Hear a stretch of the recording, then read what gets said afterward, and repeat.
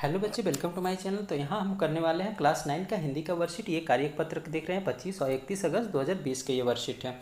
यहाँ पर देखिए, इसमें हम हिंदी में क्या पढ़ना है, तो आपने सब लोग का आज जो हमने पहले से पढ़ते आ रहे हैं उसी को हम कंटिन्यू करेंगे। यहाँ पर देखिए, उसी के बारे में यहाँ पर गद्यांश दिया गया है और यहाँ पर 4 क्वेश्चन दिए गए, तो चारों को हम आंसर करेंगे। सबसे पहले इसको पढ़ के हम समझते हैं। तो बच्चे, अगर जो मेरे चैनल को सब्सक्राइब नहीं कर रखे हैं तो मेरे चैनल को सब्सक्राइब कर लें, साथ साथ में बेल आइकन को दबा लें, जिससे कि मेरा वीडियो आप तक पहुंच सके। तो यहाँ पर देखिए, इस गद्यांश में देखिए क्या लिखा है कि इस गद्यांश को पढ़कर प्रश्नों को उत्तर दीजिए। तो यहाँ पर देखिए, पहले हमें क्या लिखा है, सलीम अली ने अपनी आत्मकथा का नाम रखा था फॉल ऑफ स्पैरो, यानी स्पैरो का गिरना। ठीक है, यहाँ पर देखिए लिख रहा है, मुझे याद आ गया कि D.H. लॉरेंस की मौत के बाद लोगों ने उनकी पत्नी फ्रीडा लॉरेंस के अनुरोध किया कि वह अपने पति के बारे में कुछ लिखे। फ्रीडा चाहती तो ढेर सारी बातें लॉरेंस के बारे में लिख सकती थी, लेकिन उसने कहा, मेरे लिए लॉरेंस के बारे में कुछ लिखना असंभव सा है। मुझे महसूस होता है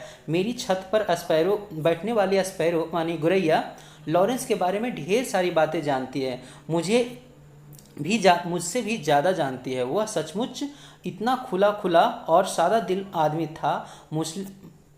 मुमकिन है लॉरेंस मेरी रगों में, मेरी हड्डियों में समाया हो, लेकिन मेरे लिए इतना कठिन है, मतलब यहाँ पर देखिए लिख रखा है, लेकिन मेरे लिए इतना कठिन है उसके बारे में अपने अनुभवों को शब्दों में जमा करना, यानी शब्दों में व्यक्त करना। मुझे यकीन है मेरे छत पर बैठे गुरैया उसके बारे में और हम दोनों के बारे में मुझसे ज़्यादा जानकारी रखती है।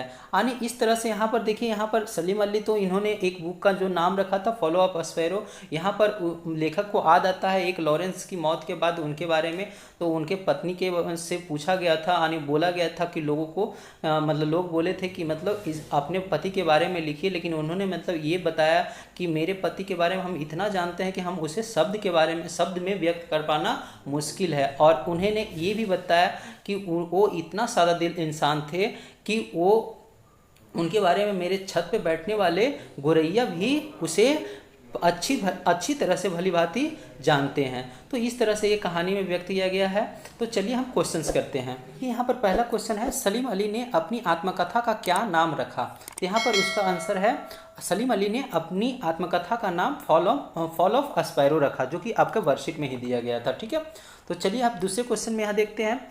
दूसरे क्वेश्चन में पूछा गया है, लॉरेंस की मौत के बाद उनकी पत्नी को से क्या चाहते थे। तो यहाँ पर उत्तर है, D.H. लॉरेंस की मौत के बाद लोगों ने उनकी पत्नी फ्रीडा लॉरेंस से अनुरोध किया कि वह अपने पति के बारे में कुछ लिखे। तो ये आपका दूसरा आंसर हो जाएगा।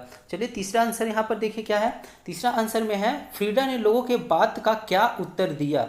उत्तर यहाँ पर देखिए लिखा हुआ है, फ्रीडा चाहती तो ढेर सारी बातें लॉरेंस के बारे में लिख सकती थी, लेकिन उसने कहा, मेरे लिए लॉरेंस के बारे में कुछ लिखना असंभव सा है, क्योंकि लॉरेंस उनकी रगों में, उनकी हड्डियों में इतनी ज़्यादा समाया है कि उसे शब्दों में व्यक्त कर पाना मुश्किल सा है। वह यहाँ पर देखिए, वह कहती है कि लॉरेंस इतना खुला और सादा दिल आदमी है कि मेरे छत पर बैठने वाली गुरैया भी मुझसे ज़्यादा जानती है। तो इस तरह से हम इसका आंसर करेंगे।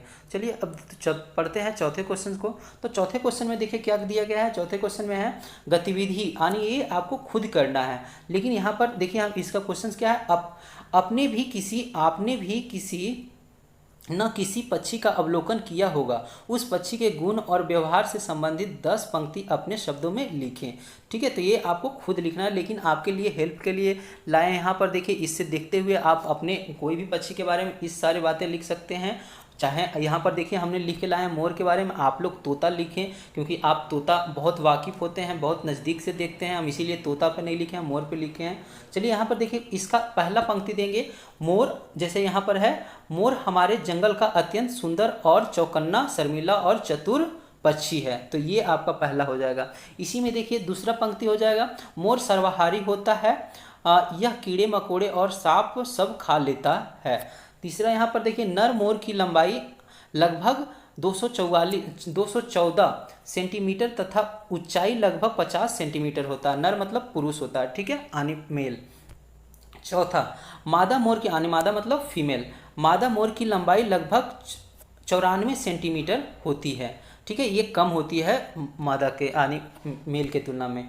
यहाँ पर देखिए 5 है, इसके रंग बिरंगे फरों से बनी पूंछ होती है, यानी बहुत लंबे फर देखते हैं, खिला हुआ फर जब फैलाते हैं। यहाँ पर देखिए 6 नंबर, मोर को पक्षियों का राजा माना जाता है। ठीक है, 7वां यहाँ पर देखिए हिंदू धर्म में मोर का बड़ा महत्व है।